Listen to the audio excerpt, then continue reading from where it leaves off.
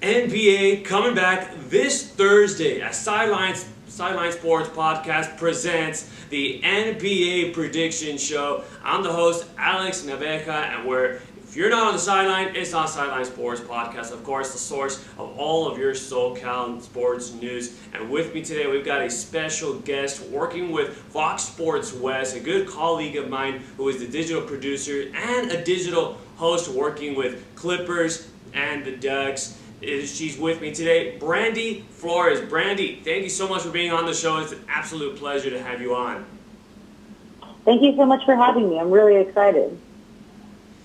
Brandy also works with high school football. She's also a sideline reporter, so maybe a couple of you will recognize the face and also recognize the sound of her voice. But you know what? We have a lot of business to take care of for both of your favorite SoCal basketball teams. Let's start off with the Clippers. Brandy, there was news that came out that Lou Williams visited the Magic City Strip Club, and we were talking a little bit about it, that it looked like there was some food that he wanted to try out in there, but unfortunately now he has to be locked up in the bubble for 10 days before he can even start heading back onto the floor. How much of an impact is this going to be on the Clippers? Well, I mean, obviously, Lou Williams, one of the best contender for Sixth Man of the Year. He's one of the best off the bench in the entire NBA. The Clippers also have Montrezl Harrell as well. But, I mean, Lou Williams kind of fumbled the bag on this one. He did leave the bubble for personal reasons. A family member, unfortunately, of his passed away because of the coronavirus. So if in the NBA bubble, they allow players to leave if it is a circumstance that will look like that.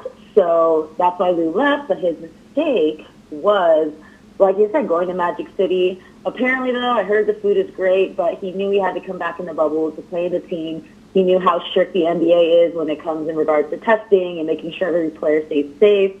So he did fumble the bag on that one by just going to get food, if that's, quote unquote, what he was really doing. So it really does affect the Clippers. As of right now, he's definitely going to be out for the first game against the Lakers. It's not playoffs yet, though. So hopefully he will come back to make this playoff run for the Clippers, which then they definitely need him. But the downside is Montrezl Harrell is also going to be out. He's not even back in the bubble yet. He kind of left under the same circumstance as Lou Williams, somebody close to him. We're not really sure. He's not really releasing any information. Of course, you want to respect the privacy of the players in these matters, especially during this time. And so that's two of their key players off the bench, the big playmakers, and it's going to really suck for the Clippers to not have them there because, I mean, teams need chemistry. They were off, this coronavirus impacted the NBA in early March, so they haven't been really playing together in months. And yes, there's a lot of great playmakers, a lot of great players in the Clippers, like Kawhi and Paul George, of course, who are both very healthy. But they have to play together and get used to each other in order to succeed. Now they do have 8 games before the playoffs, so kind of has a little bit of wiggle room. But if anything, I think it'll affect the standings that they're in. Right now they're second in the Western Conference behind the Lakers. They're behind by 5.5 games. But the Rockets and the Nuggets are right behind the Clippers. So it'll be interesting to see what happens, how the Clippers play in these first few games inside the bubble. It's unfortunate to really hear about those two really big pieces to that Clippers offense. I mean, Lou Williams, ever since his days with the Lakers, he was the best closer in the game. You put him in the fourth quarter, he'll score you easily 20 points and comes up with some excellent defense, gets you some steals here and there, creates turnovers against the other team, and I really think this is going to be a big blow against the Clippers, and they're really going to have to depend on Kawhi, who is maybe the best guy on the planet right now when it comes to NBA play, and this guy is another excellent closer, so I really think that it's going to be up to PG-13 and Kawhi to really carry the team and really play as a team. But you know what, Brandy, I really think they're also going to need help with Patrick Beverly as well. Patrick Beverly is one of those guys that he's going to be in your face. He's like a piece of gum where no matter where you go, he's right behind you and he's ready to play some tough defense. And do you think that Patrick Beverly will be a player that's going to have to even step up even more for the Clippers? Absolutely. Patrick Beverly, another one of those guys who left the bubble recently as well, so we're going to have to wait for him to come back as well to be with the team because, they have to stay in their hotel rooms for 7 days and test positive, I think 7 negative tests in a row before they can be out and about with everybody else. So, but Patrick Beverly, of course, his defensive skills, he's actually been dropping some points behind the 3-point line very successfully. He's one of the guys that's improved a lot this year, him and Montrezl Harrell. So, yes, Patrick Beverly is definitely going to make a big impact to the team. Honestly, this entire Clippers team, if everybody was here, everybody was healthy and together in the bubble, there's not knowing what could have stopped them. I mean, every team's going through this because the coronavirus kind of halted everybody's play. So everybody's kind of getting back up to speed. But before this all happened, right, on March 12th, I think was the last day, so March 10th, I think was the last Clippers game, they had won 7 of their 8 games at that time. So at that time, they were starting to get on the roll. Who knows, they could have tried to surpass the Lakers, which, we'll talk about the Lakers and how volatile they are. But, it's kind of a sucky situation for the Clippers because they don't have their full team. However, there have been a few stars who have come out during this bubble still working with the rest of the team because we do have PG-13 and Kawhi Leonard, that's arguably the top 3 and 4 players in the NBA. And we all saw what Kawhi does when he's in the playoffs. So there is some negatives, but there is some positives. The players that I want to mention, Marcus Morris, who recently in the last scrimmage game did great against the Kings, and Joakim Noah, who was a late add for the Clippers right before the coronavirus kind of started. He has been meshing great with Kawhi and Paul George. So there are some little positives, but once this Clippers team gets back on a track, hopefully by playoffs, because they are going to make the playoffs. I think nobody's really against that viewpoint, but once this Clippers team is going to be very dangerous once they get it together. They just kind of have a little bit of a late start than everybody else. So it's going to be just a little bit harder for them to get past that hump that all these teams are honestly getting past now. I definitely think the Clippers, they're going to be, I'm going to say, top 4 team in the Western Conference. As you mentioned, Utah Jazz and also the Rockets right behind the 2 teams in the Lakers and the Clippers. So the Clippers are definitely going to be up there for contention. Now, going into this restart of the NBA season, or the continuation of the season, now Clippers, they have a 44-20 record. And just as you said it, Brandy, they won 7 of the last 8 the last time that they took action on the floor. Now, Brandy, what are your predictions moving forward for the Clippers, and where do you think that they're going to finish before this playoffs starts? Well, before this playoff start, we all know, it's very obvious, Lakers are going to stay in first place in the Western Conference. They'll be that number 1 seed. The number 2 seed would have been the Clippers. I think it's no doubt that everybody was healthy and everybody was back together as a team. But because of that, I feel like they do have the potential, and if they, really get out there on the court and just gel really well, really fast together, they could still hang on to that number 2 seed. There's only 8 games where other teams can kind of go up and down. But, James Harden has kind of been going off with the Rockets.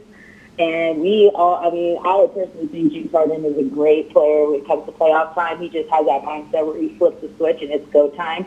So I think that the Rockets and the Denver Nuggets, who are right behind the Clippers, I think the Rockets could have that potential to surpass the Clippers and take that 2nd seed. So, but, we'll just have to see. It's just kind of unfortunate, when you kind of talk about this because of the whole coronavirus impact. People were arguing, I think, at first, are they going to have an asterisk next to whoever wins the championship this year? Should they not? And I think they should, because look at the circumstances that we're dealing with. None of the players in the Clippers are hurt. It's the ties that they have with their families that they're not able to come back fully on the court. So it's just going to be very interesting. I think the Clippers are definitely going to – I think the Clippers are going to get it together, though.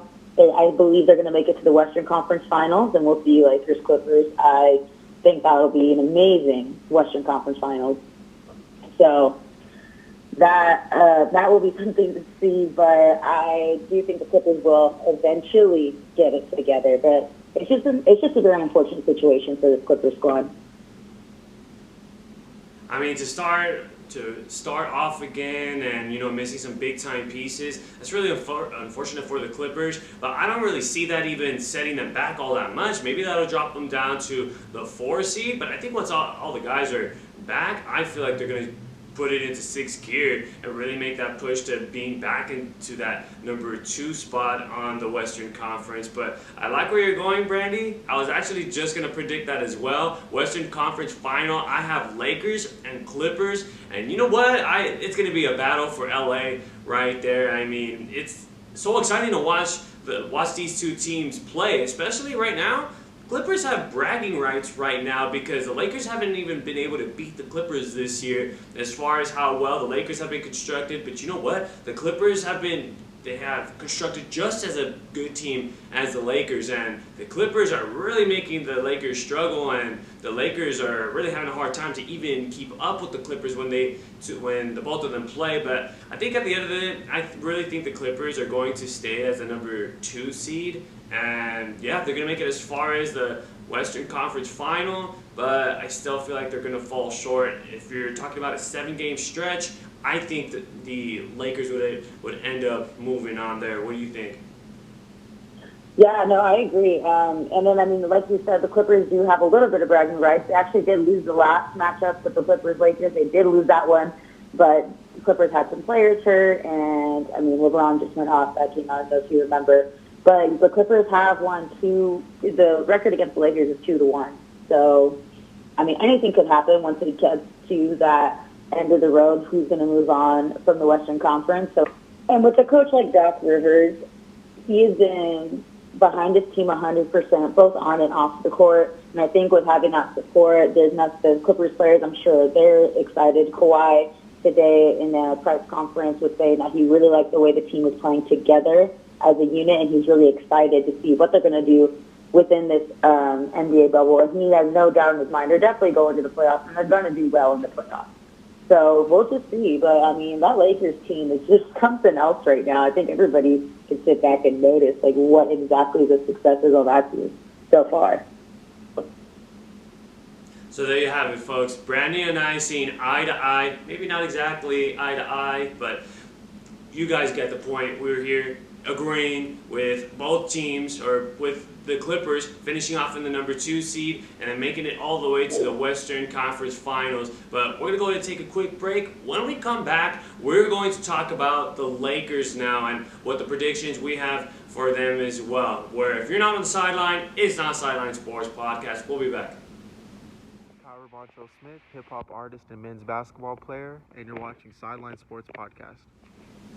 Welcome back to the NBA Prediction Edition of Sideline Sports Podcast. Again, I'm the host, Alex Naveja, and with me today is Brandy Flores from Fox Sports West. In the first half, we were talking about the Clippers, their predictions as far as how much they're going to miss Lou Williams through the 10-day quarantine that he's going to have to go through. Also, with the Clippers finishing up in 2nd place in the Western Conference and falling short in the Western Conference Finals against their rival in the Los Angeles Lakers. And now, let's talk about some Lakers talk right now, Brandy. With the Lakers signing Dion Waiters before this whole entire pandemic was going on. Waiters was a former teammate of LeBron James, and he came out with a little statement saying that he was stubborn before when he was working with LeBron, but it looks like Waiters has a bit of a different mindset. Can you elaborate a little bit more on Waiters' statement now? Yeah, so, I mean, Waiters and LeBron were on the Cavs together, I believe, and back then, Dion Waiters was 22 when he initially made a statement calling LeBron stubborn. But now, as we said, he sees a little bit different. Now, Dion Waiters kind of flipped that script and said, actually, I was the one being stubborn. Now, I mean, I think you asked me before we started, well, why would he say that? And I'm like, well, because he needs a championship. Yeah. That's my first. Like you're gonna call the captain of this team LeBron James. Now he's so stubborn, but I'm still gonna play. No. So that's my first initial thought. But I mean, also Dion Waiters, when he said this, he was only 22 years old, and in the statement he said, "When you're young, quote, when you're young, you're still trying to find yourself coming into the league. I think Braun was trying to help me with that, but I was so stubborn back then. But I understand now." I'm 28. I've been through a lot. I'm at peace with myself though, so I'm good, end quote. So, I mean, I think it's just basic. You know, I was only 22 last year, but I mean, I'm still young, and I feel like when you're young and, you know, you think you're all that, you know, he just made it to the NBA, like he was on his own little hot streak there. You don't really want people telling you what to do. Like, just struggles with authority, you know, like just basic, you know, young kid stuff. So, I mean, I'm glad that he kind of reversed it and he realized his own faults. I feel like when you're trying to grow as a person, teammate, trying to be a leader, it's good to understand your faults and then make them better by improving yourself. So I think he definitely, I'm glad he said that. I mean, it's kind of funny. I was waiting for someone to come back and say, well, 6 years ago, you said this. Gotta love the way sports media never forgets anything you say, right? Exactly. Yeah, it seems as though everybody always remembers what you say in the past, especially a very young Dion Waiters. But now, you know, he's put his time into the league. He now realizes, wait a minute, LeBron James, he's here in LA to win a championship. He wants to finish his career here as a Laker, and he's serious about it. Look at the troops he's rounded up just with this being his second year as a Laker. He means business. He wants to win a ring here with the Lakers. So now Waiters just being a part of that team and being with LeBron, now having that different mentality, it's definitely really nice to see. And now for them to work together, along with the addition of J.R. Smith. The Lakers signing him, they needed another shooter because Avery Bradley did opt out on the season due to COVID-19. So here's another stint. J.R. Smith back with LeBron James. Brandy, what are your thoughts on that signing with J.R.? And do you think it's going to work out? You think they're going to mesh well as Lakers? Oh my goodness, absolutely. I think I kind of mentioned this a little bit earlier. The chemistry that this Lakers team has, even with these new additions of Dion Waiters and J.R. Smith, is insane. You could tell all over like Twitter, on ESPN, like anything that everybody's always talking about how well and how much this Lakers team is so together. They're a family. They have so much fun playing together out on the court, and that speaks volumes. You know, they always say when you're growing up playing sports, they always say go out and have fun, you know, but trust your instincts, of course, right? And usually the teams that have the most fun are the most successful, especially with all the players they have. And actually, so the last scrimmage that they played, Dion Waiters and J.R. Smith, quote unquote, impressed LeBron, and they have kind of come out as these kind of secret or X factors when it comes to the playoffs because they can play. I think LeBron screenshotted the stats that they have. One had 20. They both had over 18 points that game, and LeBron was like, I think he posted cheese emojis next to it or something. So he's excited. LeBron didn't play that game, I don't believe. But just watching this Lakers team cohesively come together is truly extraordinary. Like, it's going to be really, really hard to stop the Lakers this year. Like, it's going to be really hard. Like we talked about the Clippers in the Western Conference. Do I think the Clippers are going to make it to the Western Conference? Yeah. Do I think they have the ability to beat the Lakers? Yes. But do they have that same team chemistry and loving that they're playing with each other? Like, as the Lakers, I don't think so. I think that's also just an extra factor that's literally going to put the Lakers on top of everybody.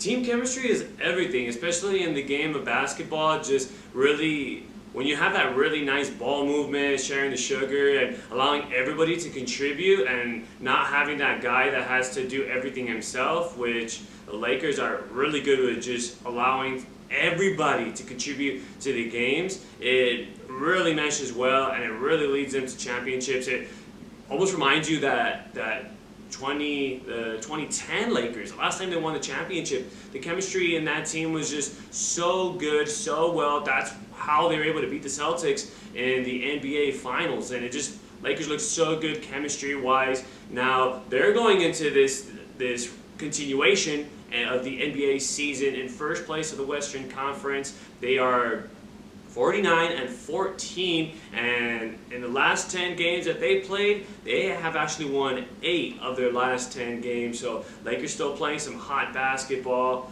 Brandy, I know you touched base on it earlier in the show, but what are your predictions on the Lakers? Are they really going to stay at the top? Do you really think those Clippers or even the Jazz or even even the Nuggets. Nuggets could be a sleeper team, or even the Rockets. Can they really creep up on the Lakers, or is it really just set in stone? Lakers on the top.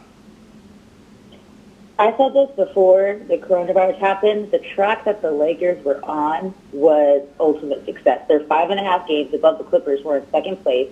So really, if you're out these next 8 games, they don't even, not say they don't have to work hard, but they just need to go through the motions and make sure that their fundamentals as a team are intact. And then when it comes to playoffs, I know they're going to take off. We've got guys like AD, who actually, it was reported early this morning that he had an eye issue and he might miss the first game against the Clippers.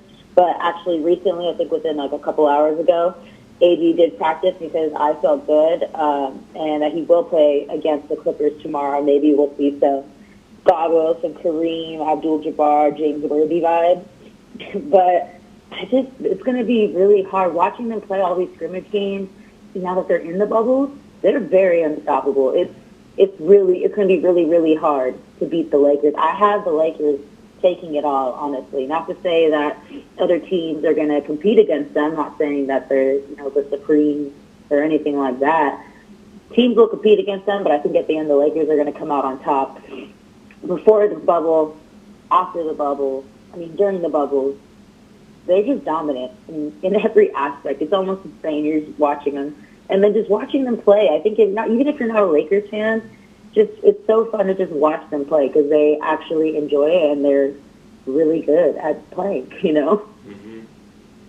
Absolutely. You've got some really great weapons on the Lakers team. And you know what? We've been saying even way when this season started, people were saying Lakers need that guy that they can depend on in the threes. I know Danny Green's a really good three-point shooter, and I know LeBron could be a really good three-point shooter as well. Avery Bradley was a great weapon to it. And now with the acquisition of J.R. Smith, Brandy, how much is that going to improve on the three-point shooting?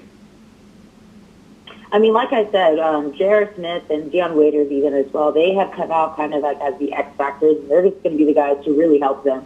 The way, just watching the scrimmage game, Danny Green just gets open near the three-point line, and he'll sink it every time. That's what he's proven. That's what he's done, especially in the bubble, which is, I think, super important. And I think that by having that option to spread out the defense a little bit, spread out their offense, put pressure on the defense, it's going to be cake against certain teams. So, I have nothing really bad to say about them. And even before the season started, LeBron only had the playoff and the NBA championship on his mind. So it'll be exciting to see LeBron go deeper into the playoffs.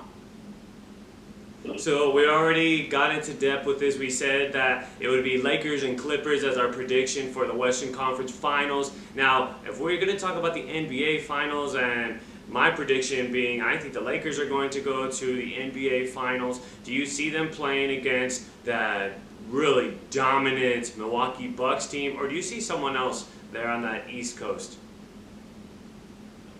I see the Bucks all the way. The Bucks are extremely dominant. Giannis has been, just Giannis. That's it. One word, Giannis. He's a leader on his team. That team is insane on defense. It's going to be a really, really good NBA Finals because I think I agree with you. I think it's going to be the Bucks and the Lakers. Do you think it'll be a 10-year anniversary for the Lakers, Brandy, that they're going to get a championship? Exactly 10 years ago, they won against the Celtics. Now here's another 10 years, and they win their championship? Another one? Wow, you just made me realize that it'll be 10 years exactly. Well, it's the longest stretch the Lakers have won a championship or been to the playoffs. So, for Lakers fans, I'm sure they hope so, right? But I honestly see the Lakers taking it all. The fact that they've kind of we have to wait kind of to see how these first 8 games play out, but the fact that the fact that they look so good now, overcome this bubble situation, coronavirus, is, as I think, super notable to be. Like a lot of, we see the Clippers, dominant team, but the coronavirus has affected them and affected a lot of other teams as well. But I think the fact that they're moving past it and not skipping a beat and even adding more threats to the team, it's going to be really hard to beat the Lakers this year.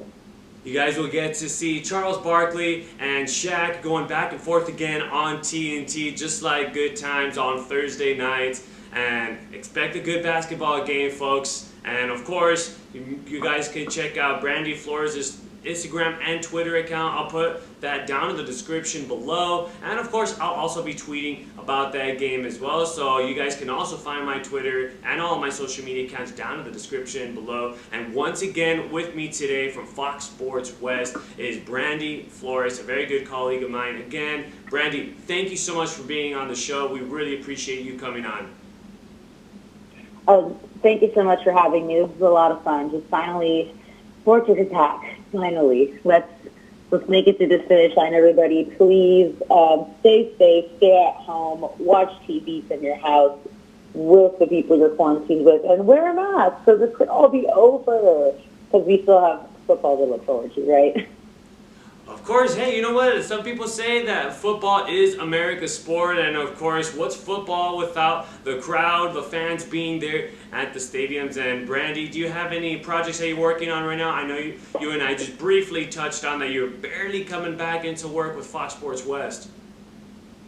Yeah, we're barely starting to get, we actually just started getting digital content up and running for the Angels on Fox Sports West. So be sure to follow us there, Fox Sports West, on all social media platforms. I also have a website where you can kind of see my own work or reach out to me and you can try to collaborate.